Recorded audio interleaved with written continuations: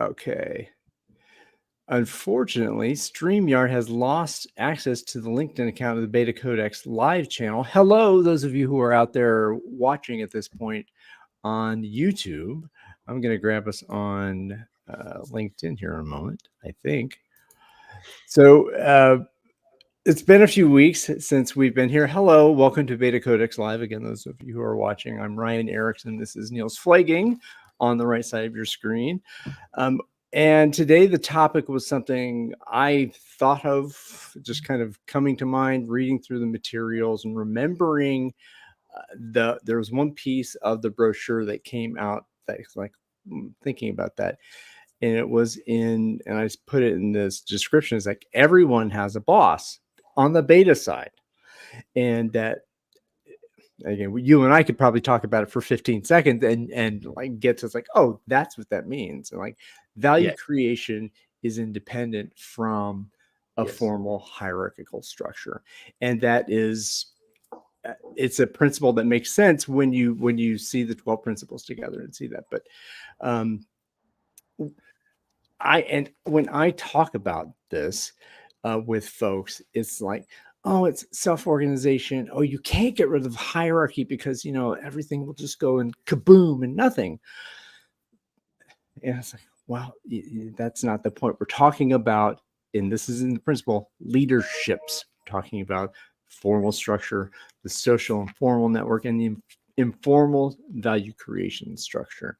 But when you, and this is the question to you, I guess, when you said everyone has a boss, what do you mean when you say that? When you say that to people? Yeah, but I have to start. If you want to go back for a little. Yeah. I have to start with a caveat because when you suggested this topic, I thought, fuck again, but not because of you, not because of BetaCodex Live. It's because over the last months, this topic has bothered me in several contexts. First of all, we just concluded an open space beta chapter, right, with the client. Yeah. I mean, it's not fully concluded. We did the open space 2 Friday last week with the client, and at that client company with 500 people, this bosses stuff came up a lot during the 90 days. Yeah. Like, we have to assure that everybody has a boss, which to me is a ludicrous thing to even. Of course, everybody will have a boss in a beta organization. But you see that has to have a boss, right? That's trivial. It's banal. So what? Exactly. But the second thing, so that came up, and it was a big topic at the client, and it maybe we will talk about it later. What came from it? So it created all kinds of let's say difficulties. That this topic was overhyped in a way, the bosses topic. And the second instance was last week in Argentina. We had a few sessions. Some of the people watching might know that I have been in Buenos Aires for 8 days, and we had a few sessions. I did an open space beta practitioner qualification there, but we also did some client events, and this topic always came up. I think in at least 2 of the 3 sessions, the topic came up. Oh, and the managers, and I always think, is this real? Are we really doing this? I mean, when we talk about self-organization, decentralization, and agility, and lean, and so on, and then much of the conversation is about, oh my God, the boss, what happens with the managers? Or will the managers not resist? And what do they have to lose? And all that stuff. So it's an annoyingly important subject. That's what I want to emphasize here, right? For beta, it's not a big deal, but it is a big deal for the whole transformation thing and for getting the message across. It's one of the biggest topics. Yeah. So it's brilliant that you suggested it. Yeah. Well, I'm glad that it's present for you, and yes, it is, and it's always in the work, right? In my work, it's always present. Because in an alpha organization, which we acknowledge that upwards of 95% of organizations aren't aware, or the sense of how could there be any other way other than I work for this person, they work for this and that for that. But it's a distraction, much Yes, as budgeting is a distraction. It's very this well put. means of allowing control. And like, well, why does it matter when you, as the person working in the periphery? First of all, what do you mean by periphery? It's like, That is the first topic to explain exactly, and why yeah. the So periphery means it needs to be in charge, and what that means for bosses and centralized steering, and how to give it up, yeah, and so on. and God, every dependency, and it's like Yes, you learned don't have. helplessness. I prefer that term, learned Yeah. helplessness. Well, I mean, in the principles to what, how do we distill that down to the first principle? It's like connectedness with purpose, not dependency. We're not dependent on someone else to tell us what's important, as if us as people who are with each other, for each other, delivering value to people we care about. And that, oh, you, you mean I don't have to listen to my boss to tell me where to go? I mean, that boss Yeah. is there for compliance purposes, to meet legal. I mean, there's again, I want to talk about some other things that we say the bosses and managers are responsible for, but it's when you in your riff there, I'm like, it's a distraction. That's what I thought. It's like he's describing Yes, hierarchy and bosses as a distraction. And how do you get that as a consultant providing advice? How do you phrase this concept in a way that dissolves that concept of hierarchy, that you don't have to care, right? Maybe this is so like I try to not to lead the conversation from the boss's topic as a starting point. Never ever. yeah. It's a very good question, by the way. I never thought about this maybe too consciously. Maybe because I have a history of addressing this with managers and executives, and we always came from. I mean, since the Beyond Budgeting days, we always came from. Okay, we guarantee that we will take away your toys, dear managers, like budgets, fixed targets, Yeah. performance appraisal, individual performance appraisal, individual targets, all those steering mechanisms, and there are a lot around. The committees, we will take them out. So I think once we talk about those things, we will take away your toys, dear managers, dear bosses, so you will not have to fake that you have to be a boss all the time, or you will not have to fool everyone that you have to be a boss and being bossy all the time. You don't have to be in alpha mode anymore. I think that always raises the question. So I would never say that beta is about having less bosses. I mean, I might say an organization needs to be decentralized and market-oriented, client-oriented, and not oriented upwards, but outwards. Those things, yes, but I mean, we are not selling as, at least I understand, but let me not generalize. When I do consulting work or speaking, I do not emphasize that beta is about being bossless or this kind of. I consider that kind of phrasing bullshit. Yes, the kind of how the Gary Hamel Harvard Business Review article was phrased like that. Fire Right? all the managers, right? First, let's fire all the managers. I think that's pompous bogus. And I'm sure Gary Hamel did not choose that title. I think Harvard Business Review chose that pompous, bullying, bogus title, right? Which is totally beyond the article, has nothing to do with the article. That's Harvard Business Review's policy, right? To put bullshit titles on everything. Yeah. Well, So, and of course, holacracy always came with that as a marketing claim. And I don't want, personally, I don't want to have anything to do with it. Beyond Budgeting is BetaCodex is not about that. Beyond Budgeting was never about that.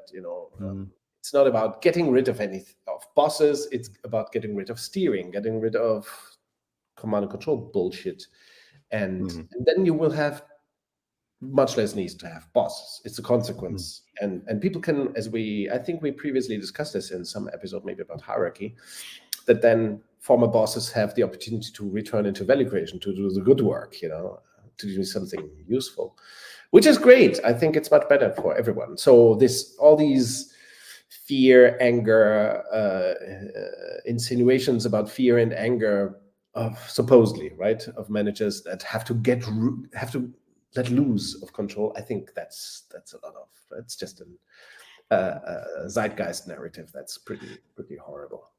I mean, I don't believe in that. I think that there are some narcissists will suffer from well, not being able to be bossy that much in a beta organization, or not at all in a beta organization. That's it. So, well, I guess this comes to an organization as a stable system, a current organization that's just chunking out crap, yes, just because it can chunk it out and get enough profit to get share prices up. Who cares about the people? Whatever. We're just chunking through. yes, And that's it. And people, I abhor to use that generality of people, but workers in a system, people who are working in an alpha system, yes, that is stable. It's like, oh, I hate it, but why do I change? Oh, this is different. Some would say that it's fear, some would say resistance, and yes. it is. Not us, but There's a point. Well, but there's a point where I know alpha, or I don't even know what it's called. I just know hierarchy, and yes, then this other thing is new. I don't understand it. And maybe that's what you're getting at. It's like, oh, there's no resistance to change, there's no fear, and all this stuff is bull. It's just a matter of, and this is just me saying what my theory is it's respecting the person is going from a known to an unknown, and what can I do as a consultant to help them understand what is happening and why that is, and why being in a beta with each other, for each other, market steering environment, why is that better for humanity, and why is that a more effective way to engage with complexity? yes, And it is a responsibility that I have a responsibility to help folks understand and answer that question that may be there. yes, What do you think? What do you think of that as an alternative to fear, resistance, and whatever else? yes. And at the beginning, you already said the conclusion. You framed it perfectly, right? That beta or decentralization is about putting value creation first and subjecting formal structure to it, or bringing value creation to the forefront and decoupling it from formal structure very consciously as well, so that formal structure becomes becomes let's say responsible for the compliance and no more, right? And in alpha organizations, it's all entangled, it's all mixed up, muddled, messy. Also in stuff like sociocracy and holacracy and all these circle stuff, all these pompous, Spotify. There's no it makes me really sad, really, to see that they never really, those people selling that shit, they never care about distinguishing between value creation structure and formal structure. So it's all tangled up again, and it leads to Soviet-like committees all the time. More committees, more circles are committees, right? They are Because there's a hierarchy to them, right? There's exactly, and they want to produce hierarchies. Higher circles are the top circle, and then you have to sit in, and so you never let's say in alpha or in all those messed up concepts, frameworks, tools, teams can never emancipate from formal structure, and that's just sad. and it's or even in Scrum. Well, oh right? God, please don't. So what I wanted to get back to is just thinking about this in holacracy and sociocracy, and that the people who are into it, they're into it, as I've spoken with some of them, because it provides this sense of agency, and a sense the individuals. Oh, I have a voice. But everybody sings a song, everybody gets a voice, but it's not. And when I thought about, well, everyone's got a voice, but it's a trick.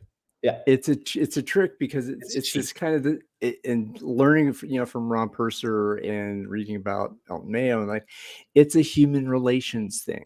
It's, Yes, you get to feel better about very the good. fact that you get decisions, but those Yes, decisions get pushed up.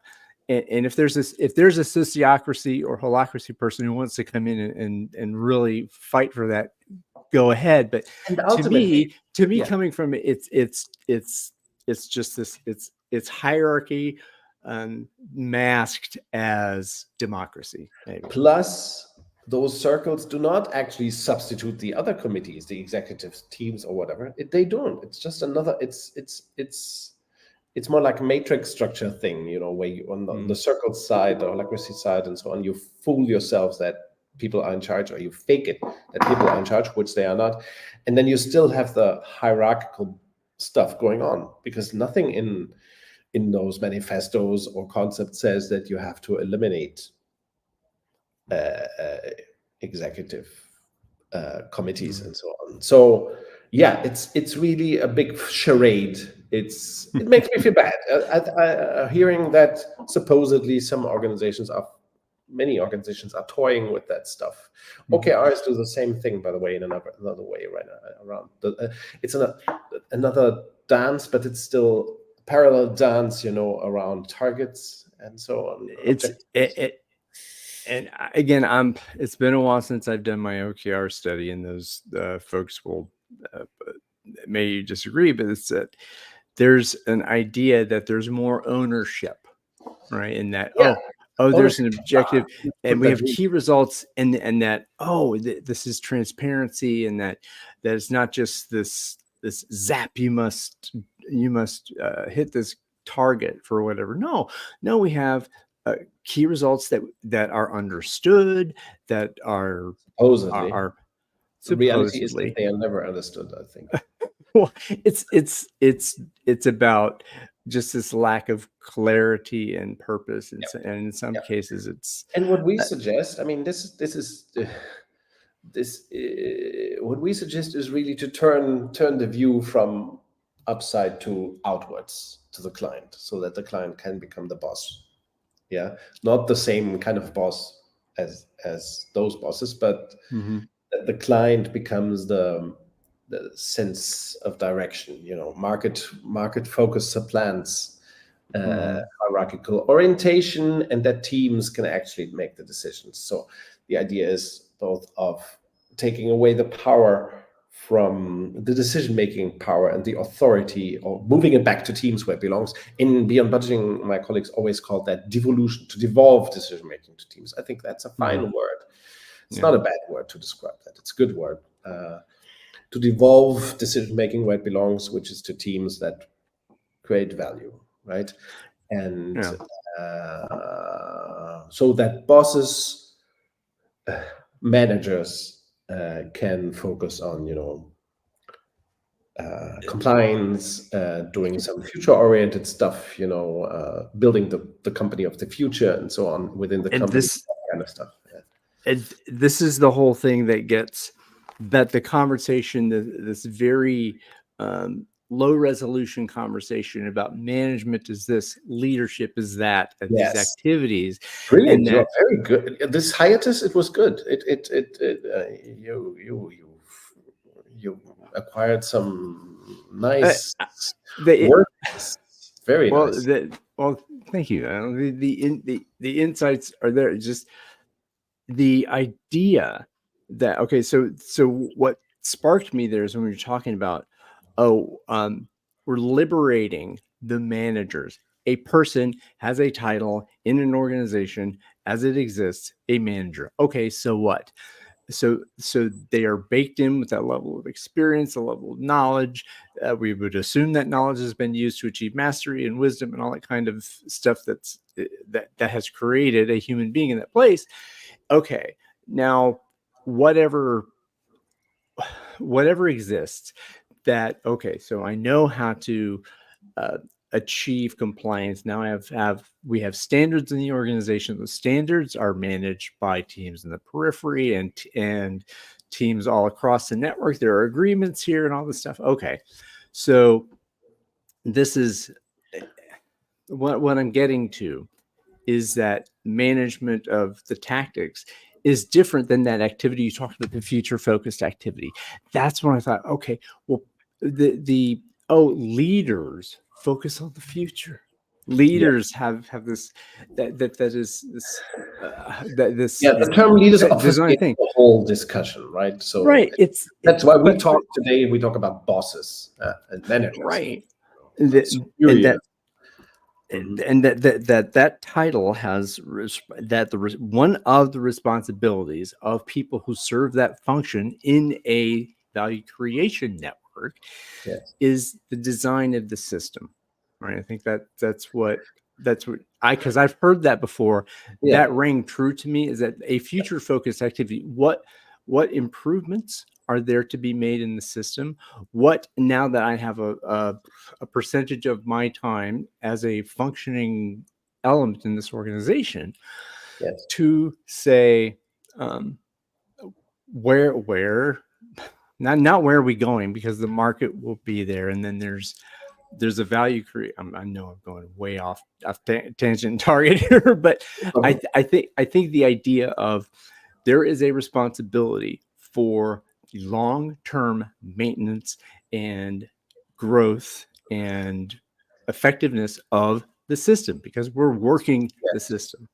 Yes. So, I um, I have slightly over time, over the last 20 years, I have slightly adjusted my thinking on that. I'm not sure if I got if I really got what well, you just said. I took a long way around to say that To that confuse me, which is good. Which is what's good. I'm not trying to confuse. I'm trying to think through it myself. But there's a function to say that future focused design skill. Yes, yes, yes. But here's the thing. I think with powerful, very fast organizational transformation approaches like open space beta, and by employing open space in organizational development, what we secretly call open space dev, open space, large group, Large group process, aiming whole system based change. to involve in principle everyone.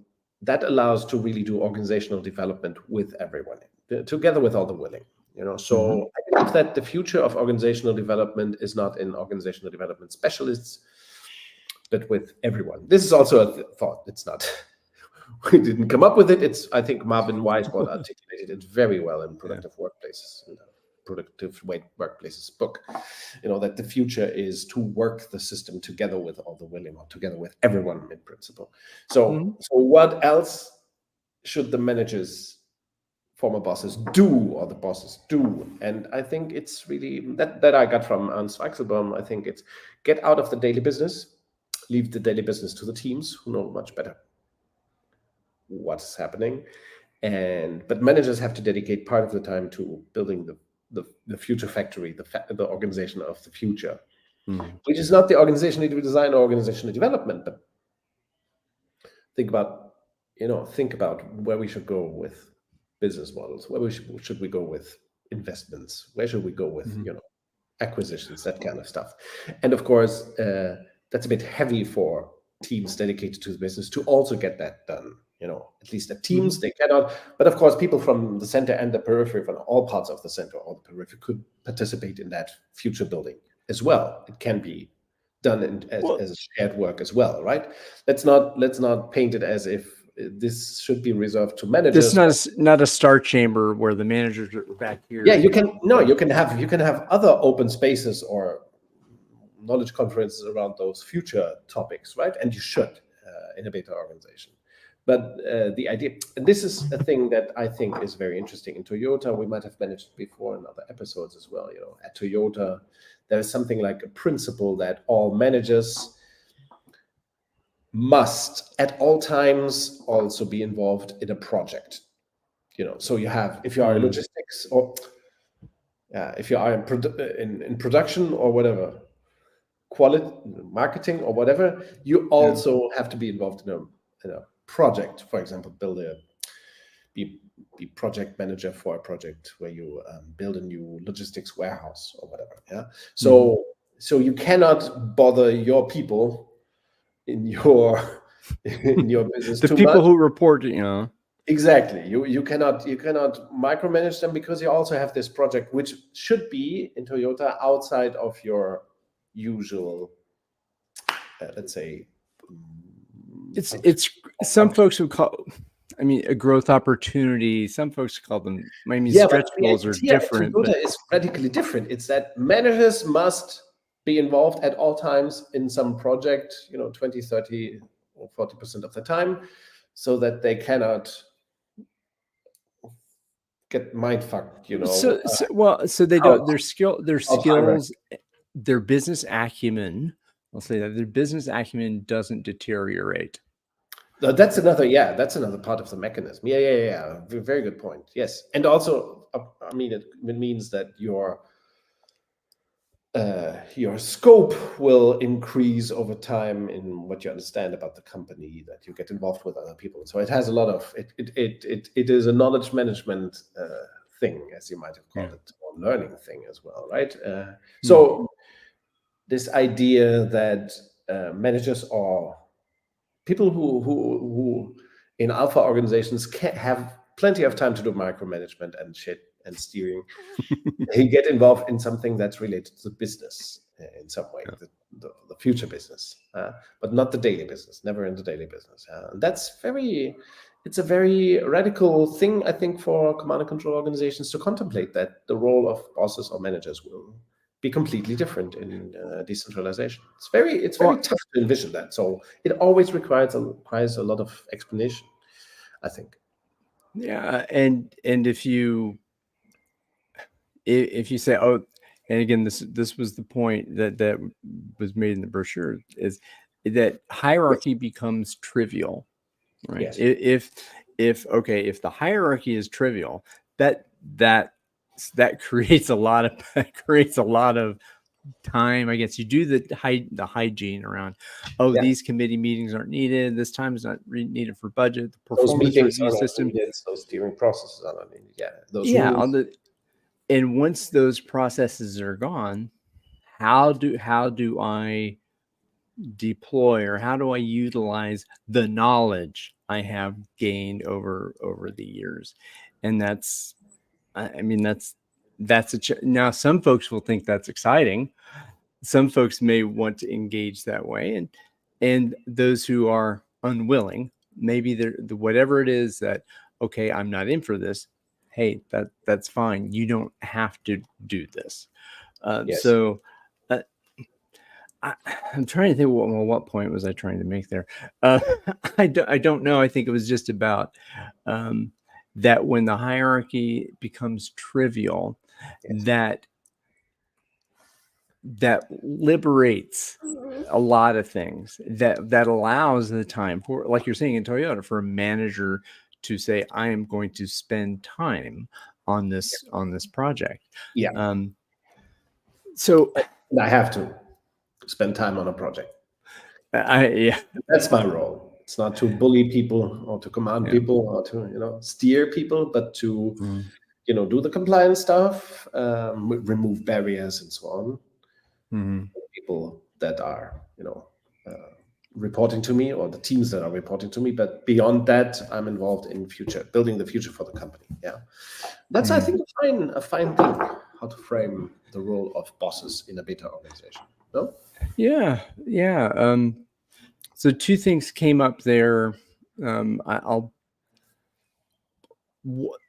okay. So I think the one that came up was about the dialogue around, okay, managers aren't supposed to manage people, as in Yeah. manipulate them and do the micromanagement. A lot of the dialogue in alpha systems is about that too, and that Yes. managers are that there's a need to do coaching, that's that the skill of coaching, maybe this is professional coaching, that's a whole other conversation, but a responsibility of someone and who has gained management is to coach. What is your my opinion is that skill of being in dialogue with a human being, and helping them understand their environment, and engage in that inquiry for themselves, I think that's important. I think that's a good thing, to have a one-on-one relationship. What is your view on that? But a one-on-one relationship between whom? What are you suggesting? Well, I was saying that in the alpha world, that if okay, so a manager goes to a class and says, "I am no longer a micromanager. I am a coach," right? Yes. Okay, so It's setting like aside, putting a mask on. yeah, I'm now No. this. Here I'm a boss, Um, and now, no, I'm a coach. yeah, and that so Or an agile the leader. And I'm an so agile wait, leader. kaboom, you take a class and you're an agile leader, which is Yeah, of yeah, course the bullshit about it. yeah. Um, Manager but 3.0. uh, um, Yes, but is that but something you there's a seriously huge there's suggesting? I guess what I'm talking about is this human flourishing, helping another person by showing compassion and say, I have more experience in this area. I am able to help this person and Yes, mentor them in some way.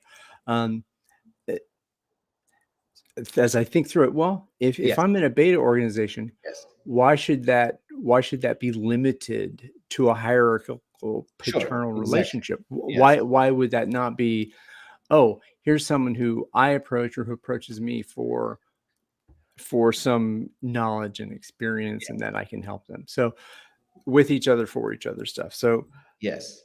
uh, It's so like it. So you really believe there should be something like a coaching role in a beta organization? um We I don't have to agree think, on everything, right? And here we might disagree. yeah, well, But I'm trying I to figure I out what you really I believe.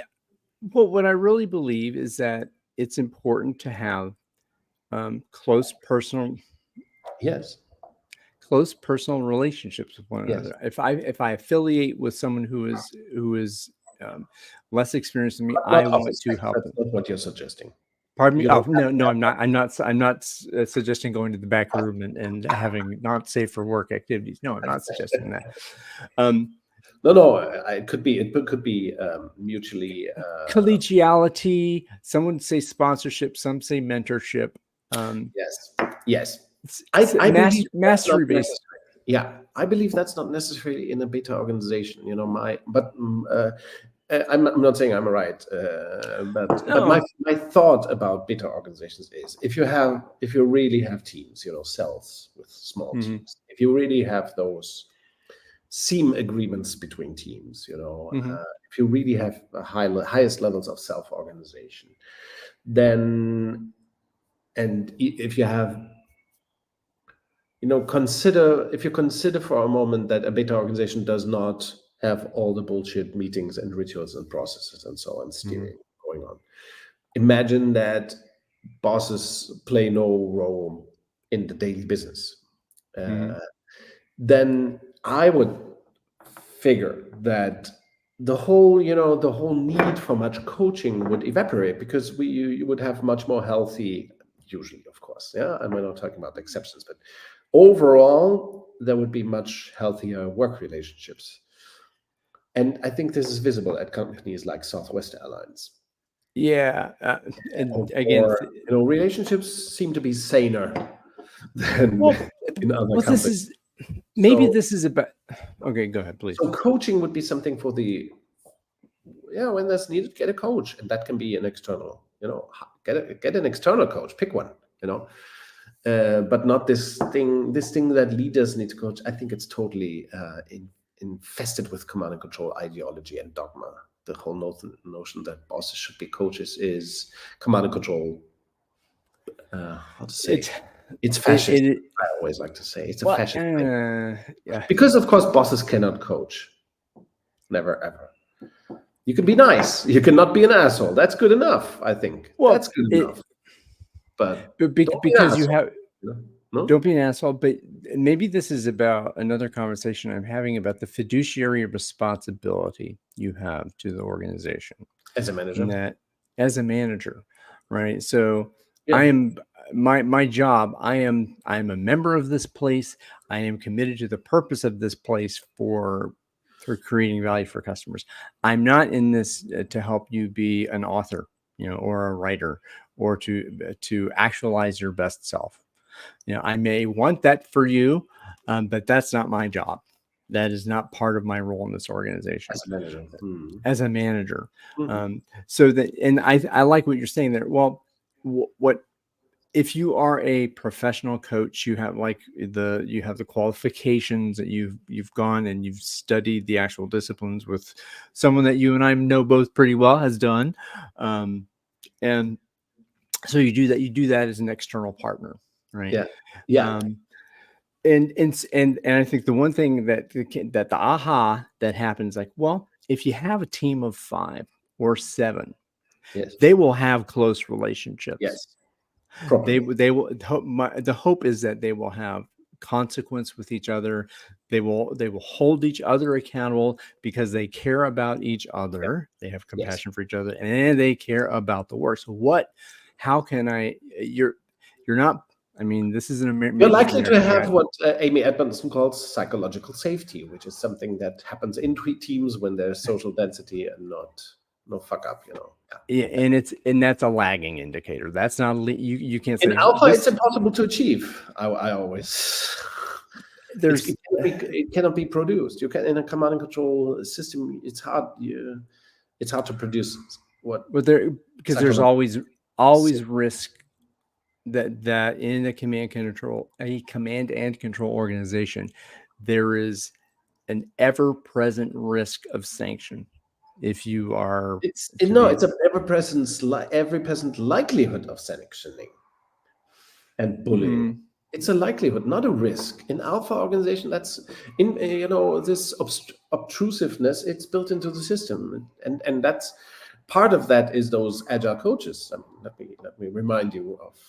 It's one of your favorite topics, so maybe you know a lot more about what's going on currently. But to me, Just because I know a lot of agile coaches, yes, okay. no, but you did a lot of couple of conversations on agile coaching and why is it somehow futile and Yeah. problematic, and I think that kind of or this idea that every team needs a coach and or somebody to facilitate. I think it's not beta at all. The idea of a beta organization is that teams need to agree on things, and that will make them more self-aware and capable over time, and increase Is the likelihood that they will band together. Have a do what positive spirit. do we want to use a tool like Scrum or some other kind of cadence delivery on our team? Yeah. Some kind of cadence. That's something that bothers me in the agile scene a lot. That all these things seem to be kind of voluntary. That bothers me in open space agility a little bit as well. Teams may choose Kanban or Scrum. Yeah, okay, good, but that's banal.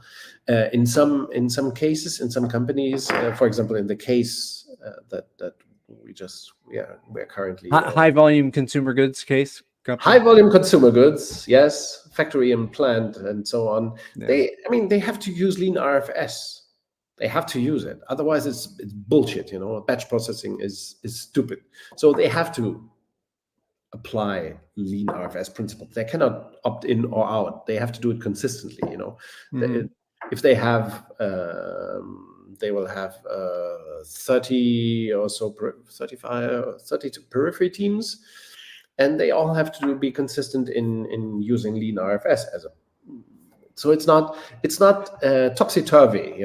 Choose whatever Well, you that want. It's just to make clear that this is so Meta let me wouldn't let me advocate voluntariness. Okay, you can choose if you put your board, whatever board you might use on the left side or the right side. Teams would choose that, right? But no, whatever work tracking. I mean, there's no, we don't have well, to agree. By the way, remember we don't have no, to. well, I think there's a point that different work domains and different kinds of product development processes require different kinds of disciplines and different kind of work processes or procedures to do those processes. So when we're talking about lean RFS, it makes sense for there to be a standard for for Yes. value creation, for production. Yes. Oh, these are the greens. These are the greens. These are the Yes. greens for this, and these are the reds. Now that can Yes. change per market and all that kind of Yeah. Yeah. information. And in a software development environment, Yes. there's a lot of people say, oh, Scrum is so mature and all this stuff is so mature. These things aren't that mature. And they're simple in many ways, in terms of the simple rules. Yes. I think it's what I think and what I believe is that these patterns of cadence delivery and that keep people paying attention and engaged in certain point, that's a good thing. And there are, some would say this is not agile at all. You can piece parts together. But I think that software delivery is different. It's a different kind of product delivery. I don't think you can apply the same I was trying to figure out how would we apply lean RFS to software development. That's an interesting. I would. I think I get what you mean, because I think it's just building there. features. It makes sense in software development, but not so much in other. Yeah, I mean that's a whole other topic, and it's not terribly interesting. Yes. But I think what's interesting is Where were we? where were we? It was about oh shit, I don't remember. I think methods between teams, let's say, and standards and beta standards. Yes. Yeah. I mean, ultimately, this is coaching. So we were coaching, and I think agile coaching. Agile coaches teach Scrum, and like, why does each team need a coach? Why do they need a facilitator? Yes. Yeah, I'm against the whole coaching industry thing. I think coaching is valuable in certain points for certain people. It's rather exceptional that somebody needs a coach. I think that maybe now that I'm over 50 years old, I'm becoming more traditionalist. But I think that concepts like mentoring make sense. So that all these take care of, not take care, but help the younger ones learn, provide them with, connections and with insight into the informal structure and value creation structures. So and maybe relationships as well, so that they can. So I think that makes sense in the beta organization. A certain level of, communities of practice for sure are important in that. Maybe some level of mentoring. But coaching, isn't it really just for, yes, once in my life I did coaching and I mean, there's any number of different purposes for coaching and niches for coaching, and that, which is a whole other, maybe that's another episode topic. I don't know, but certainly I don't want bosses to coach anybody. Yeah. So on the topic of what do bosses do? For example, let me take this as an example. You just got me an idea. I mean, it's not a new one; it's an old one. But if bosses, managers are supposed to help others, then not their own direct reports. Should be other people. Who pick them. So you can be a mentor for people who you are not boss to. And of course, some people will have a good relationship to their boss, and that might be. But as a rule, this idea of managers becoming their underlings, coaches, it's a nasty proposition. And there's a conflict of interest. Exactly, conflict of interest, conflict of of roles in a way, and in some rare cases that might not be a problem, but as a rule, no. Pick a mentor, and that can be your boss, but a mentor is also chosen by the mentee first, and then the mentor has to accept it. That, and there's a whole idea of a coaching agreement, and that one has to want to be coached, and that coaching is not, you fuck this up and I'm going to coach you into correctness. Yes, but that's the alpha notion of coaching. Coaching has become such an alpha infested industry as well, all kinds of things. But yes, so it's a sensitive topic, and sure enough, in transformation we shouldn't market this kind of topic. Oh no, your managers should be coaches. I would never do that. I would never do that. Never ever.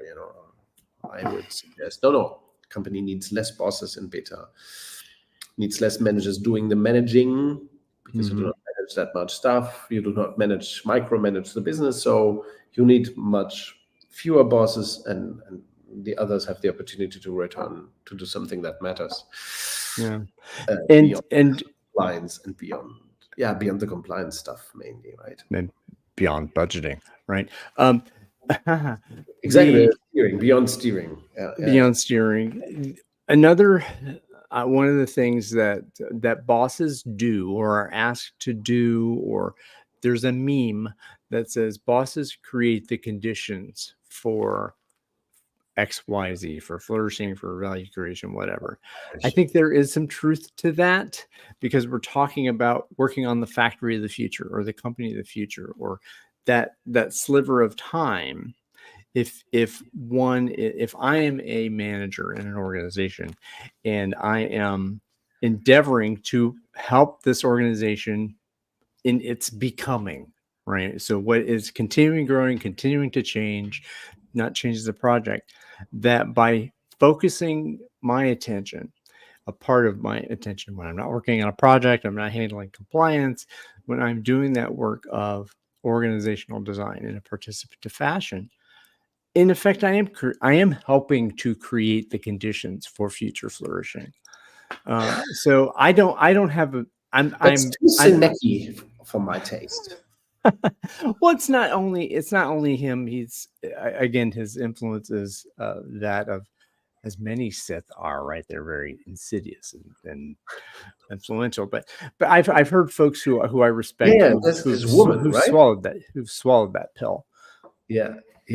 Too many people swallow that pill. I think it's all part of the hero myth of the aggrandization of the leader. And so Brené Brown, I think she's female Sinek, right? Same she's of doom of well, Sith. She's put her hat in with those folks. I think her research, her expertise, and what she studied in and what she grew, I think that's important. I think this other stuff is a little there's some shilling in it. But you wanted to, I didn't know if there's a specific thing about Brené Brown that you wanted to say, or just that she's affiliated with the League of Doom. Those people, they promote bogus. They promote the worst. They are really champions of doom in organization. All this hero stuff, leaders eat first shit. Or no, leaders eat last. Leaders eat last. But who cares? What is that? Who cares Who cares? What? It's all this shallowness, this vagueness, this ultimately all these ideologists of command and control. Yeah. They perpetuate doom, they perpetuate a learned helplessness. And I understand you said, like, you sympathize with the idea that managers what might they do? Create the conditions for flourishing? Too much. No. Organizations, too much. It's too much. I cannot swallow that stuff. It stinks of what, that kind of superhero thing. Do you also watch The Boys? Thinks of what? I did. Yes. So we're gonna go off on a tangent here. We always do, right? We reliably deviate. This is the beauty of BetaCodex Live, that we go into this stuff every once. But I think it teaches us a good lesson. I think that's a TV show, The Boys, on Amazon Prime. I think it teaches us a good lesson about the dangers of heroism, right? No, I think it's a whole critique of all this populist Sinek bullshit that's going on, the ideology behind it as well, right? And it satirizes that so well, so shockingly well. Yeah. So I'm not terribly happy with this season so far, but we'll see what happens. Yesterday I watched the episode 2 of that new season. The guy who Splinter, who splits up.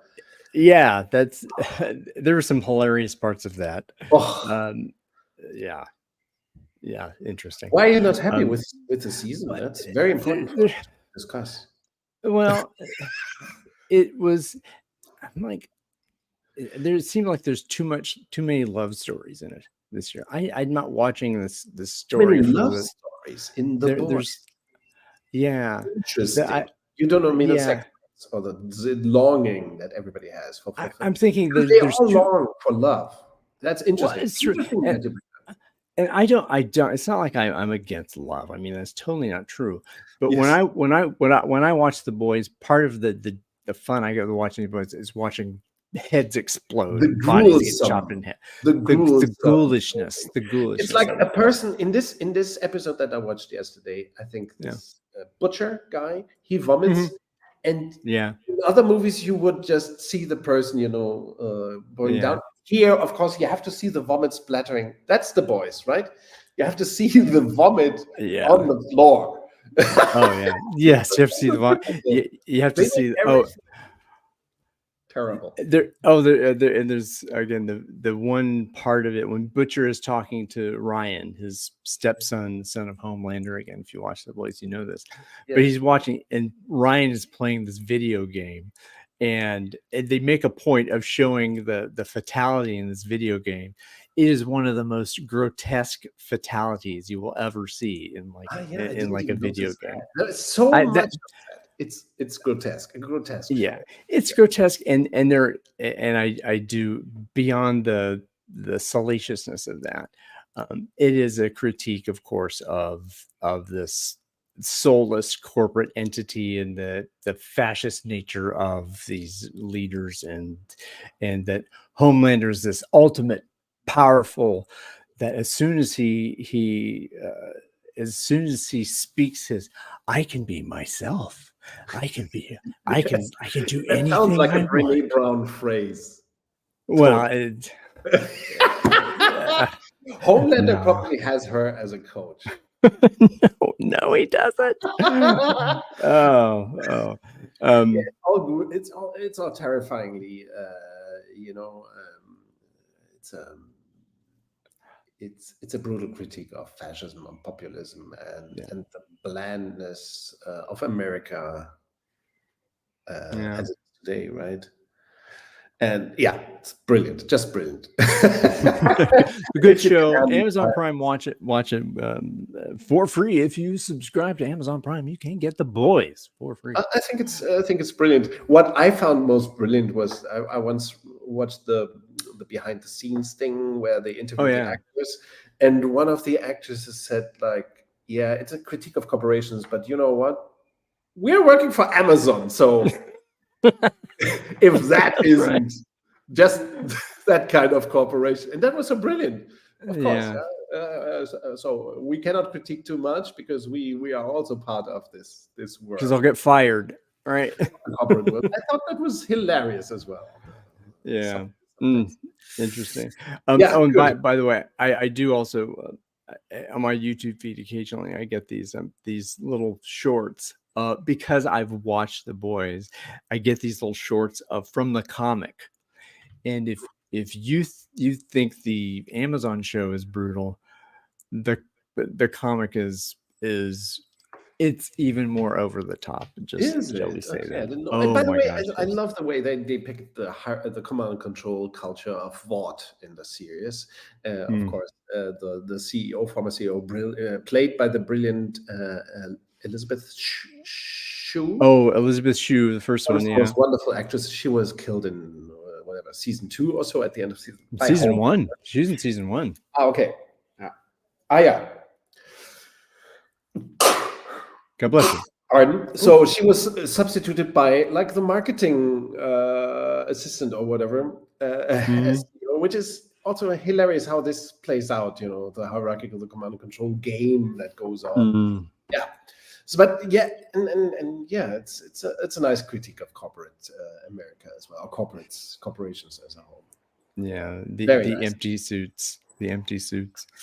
And how they So still treat each other, how everyone treats each other, dismissively uh, and in despicable terms, everybody, and you have to impose yourself to. There's in episode 2, season 4, episode 2, there is this beautiful scene where the Lord of the Seven Seas, what's his name? oh, The the deep. the deep, where he plays tough with the CEO, and kicks back, and she immediately starts to respect him again because he's nasty, and before she just called him a loser all the time. Yeah. Which is back, and that works. Shockingly, that works. I think, it's a brilliant depiction of alpha. It's this dog eat dog, whose dick is biggest kind of thing. Yes. Oh, And inside they crazy. all suffer. I think it's a brilliant depiction of even Homelander suffers. You see him in so many scenes with this. Oh, so this gives me hope about where it goes too, because in the last scene of episode 3, which is the last there, I will watch it again. today. Spoiler alert. That vulnerability of Homelander is shown, and where he is going to go with it is very interesting, I think. Okay. So I have some hope. In the other, have you watched House of the Dragon on HBO?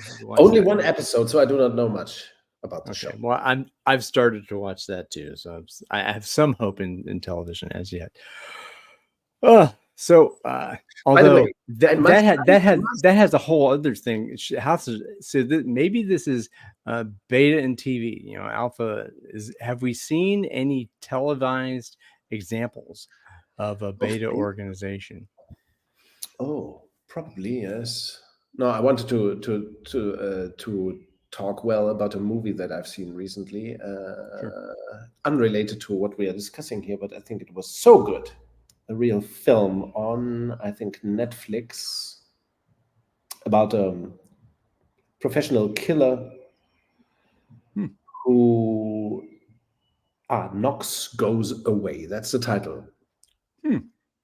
Knox Goes Away, with the guy Michael Keaton, who first played Batman in the first Batman movie. Played Batman, great actor, and this movie he produced it.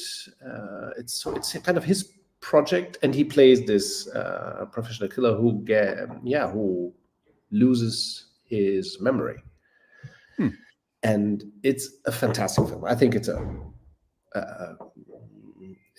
really one of the best films of all times. I think instant classic, brilliant. Knox Goes Away. It has another alternative title on Netflix, like Memories of a Serial Killer or something like that. Brilliant movie. Michael Keaton stars and produced, and I think directed the movie as well. Brilliant work. Art. Wow. Oscar worthy in my mind, but it's probably too good to win Oscars.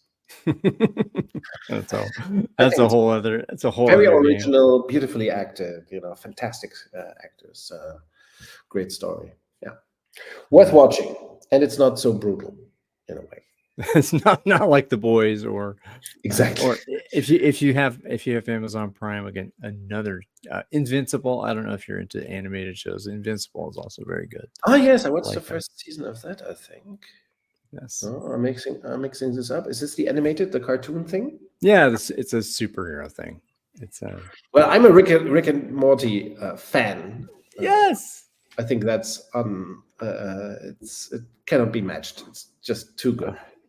Rick and Morty is on. So we're just see this is the other YouTube channel we have, is where we fanboy over all the stuff that we enjoy. Yes, where we bring a little bit of culture discussion on culture and what we like. Good. Yeah. So bosses and beta. What's left? What's left to say? Yeah. What's left of bosses and betas? Hierarchy's trivial. Trivial. Yeah. De-emphasize. Which we should deflate hierarchy. Yeah. Which doesn't mean you will have it doesn't mean you will not have managers, but you will have much less of it. Managers will not be suffering, managers will not have to be assholes anymore. I think managers are the biggest wins. I've said this before on stage and elsewhere, and managers are the biggest winners in beta transformation because they get rid of having to be assholes. Managers are people too. I keep saying this. And Sure, exactly, and let them be people. Let there be love, as Simple Minds let there say. be love. Oh, so there's another song that came to me earlier in the show. You mentioned about the deception of Yes, that fooling yourself. That old Styx song, right? Angry Young Man.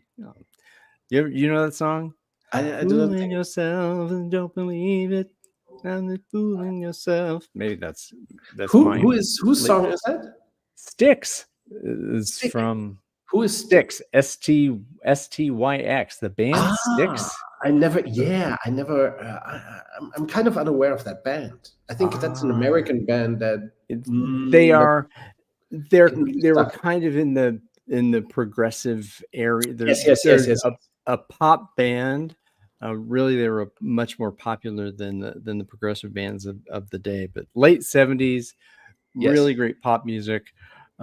So be that as it may. So the song "Angry Young Man," "Fooling Yourself," that was Yes. another thing. So, um, I think for now I think we've done a good job of Of scratching the painting, surface of the topic, at least, right? scratching the surface, and this.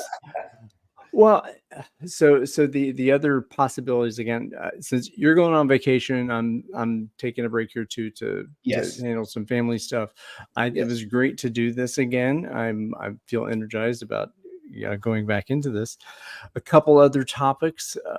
One was going to be was this beta believe it, like better believe it, Better or believe it. Yes. Oh, that's so, nice. I like that. is about that if you don't believe this is going to work, this is not going to work.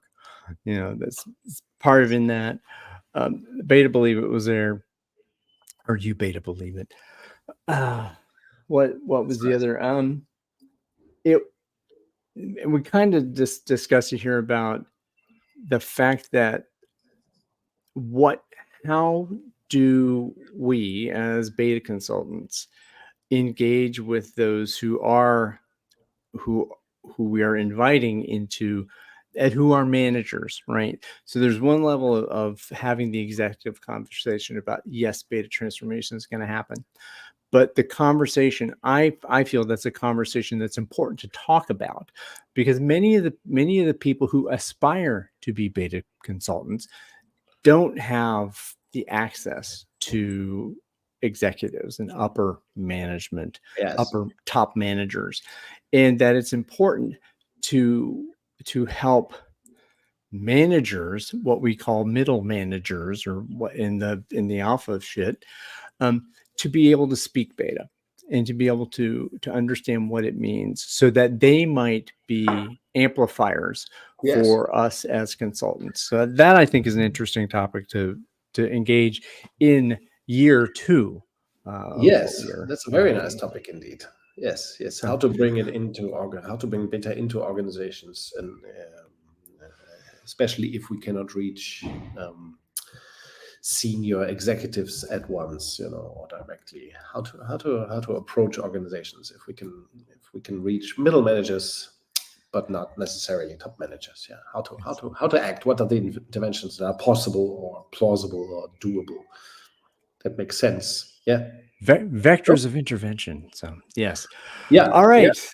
A very nice I, topic that we might kick off with in July or July. So the August, next month, we'll go through towards the end.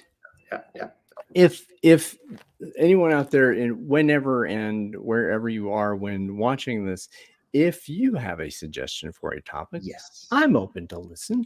We are And both if open to that. Yes. and absolutely, and let's explore and those curiosities. I think that's part of why we are here. And if you want to talk about a TV show, that can come into. So Yes. If people can also, I mean, we think we are comfortable also to have guests. So if you want to apply as a mhm. guest, be guest in this show for a conversation with us, about us, not with us, We can talk then next.